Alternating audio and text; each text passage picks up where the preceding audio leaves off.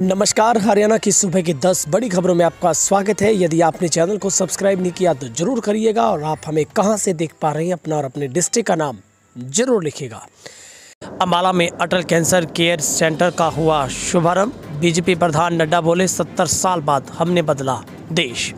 BJP के राष्ट्रीय अध्यक्ष जेपी नड्डा ने कहा है कि पीजीआई चंडीगढ़ के बाद उत्तर भारत में ये दूसरा सबसे आधुनिक कैंसर केयर सेंटर बना है, जहां सर्जरी, मेडिसिन और रेडिएशन के उपचार होगा। केंद्र सरकार पॉपुलेशन बस सेव सर्व कर रही है, जिसके तहत 30 वर्ष की उम्र के लोगों की कैंसर हृदय संबंधी जांच की जाएगी, ताकि बीमारी पकड़ में आने पर तुरंत कंट्रोल किया जा सके। एटीएम काटने वाले गिरोह का सदस्य काबू हुआ है। शरधानंद पार्क से उखाड़ी थी 25 लाख से भरी मशीन। हरियाणा के पलवल में शरधानंद पार्क के निकट 25 लाख रुपए से भरी एटीएम को काटने में एक आरोपी को पुलिस ने गिरफ्तार कर लिया है।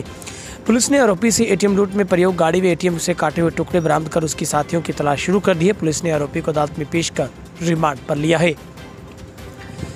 हरियाणा विधानसभा के डिजिटलाइजेशन की रफ्तार तेज होगी। विधायक के लिए 108 टच पैड खरीद का टेंडर जारी।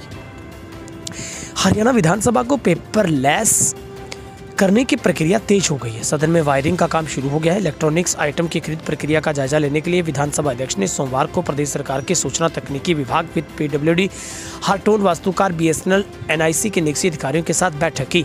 विधानसभा के डिजिटलाइजेशन प्रोजेक्ट की अब तक की प्रगति का जायजा लिया गया। आपने सोलर लाइट घोटाले पर जेजेपी को घेरा। सिरसा में सौर ऊर्जा लाइट घोटाले में आम आदमी पार्टी एक बार फिर से सरकार की कार्यशैली पर प्रश्न चिन्ह लगाया है। आप सांसद सुशील गुप्ता ने कहा है कि अभी तक इस बात का खुलासा नहीं हुआ कि आखिरी बीडीपीओ ने किसके कहने पर घोटाला किया था। इनको बलि का बकरा बनाकर किसने माल हजम किया। आप सांसद सुशील गुप्ता ने कहा कि देवेंद्र बबली पहले ये मुकदमा दुष्यंत के चौटाला के पास था, अब इस मामले की जाँच हो। हरियाणा और दिल्ली में सारे रिकॉर्ड तोड़ रहा बढ़ता टेम्परेचर, आईएमडी ने जारी किया अलर्ट। देश के मैदानी राज्यों में विशेषकर राजस्थान, हरियाणा, एनसीआर, दिल्ली में प्रचंड गर्मी अपने शवा पर है। साथ ही तापमान में जबरदस्त उछाल देखने को मिल रहा है। इसके अलावा भीषण आग, उगलती गर्म हवाएं, लू के थपेड़ों से आमजन त्रस्त है।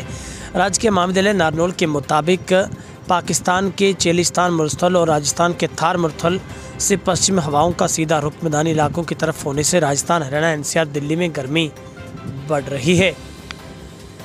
हरियाणा में पंचायत चुनाव को लेकर हरियाणा के मुख्य चुनाव आयुक्त धनपत सिंह ने बताया कि Haryana, Punjab and Haryana high court से पंचायत चुनाव को लेकर अनुमति मिल गई है, लेकिन सरकार की ओर से अभी तक उनके पास चिट्ठी नहीं पहुंची।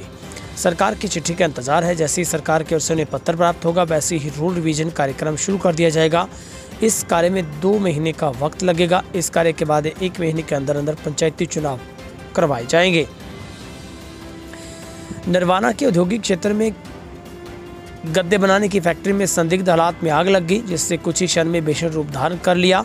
आग लगने की सूचना पाकर फायर ब्रिगेड की 4 गाड़ियां मौके पर पहुंच गई। आग पर काबू पाया। आगजनी की घटना में लाखों रुपए का नुकसान हुआ है।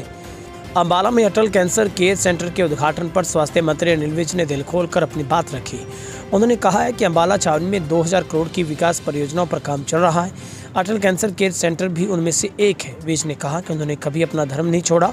नड्डा के सामने तत्कालीन सीएम हुड्डा के एक किस्से का जिक्र करते हुए उन्होंने कहा कि एक बार दिल की बीमारी के कारण पीजीआई में भर्ती हो गए। तत्कालीन मुख्यमंत्री हुड्डा उनसे मिलने आए थे। हुड्डा ने मुझसे पूछा कि क्या हाल है विज। जब मैंने कहा कि मैं तो ठीक हूँ, परंतु मेरे शहर के लोग ठीक नहीं हैं, तब मैंने हुड्डा से कहा था कि वहाँ एक हॉस्पिटल बनवा दो, तो केवल एक रेफरल सेंटर बनकर रह गया। शहरी स्थानीय निकाय विभाग की ओर से प्रदेश सरकार के आदेश पर प्रथम चरण में 521 अवैध कॉलोनी को वैध करने की तैयारी शुरू कर दी गई है। नगर एवं ग्राम आयोजन विभाग की द्वारा भेजी गई 1008 अवैध कॉलोनियों में से विभाग ने वैध करने के लिए सिर्फ 521 कॉलोनियाँ ही चुनी है।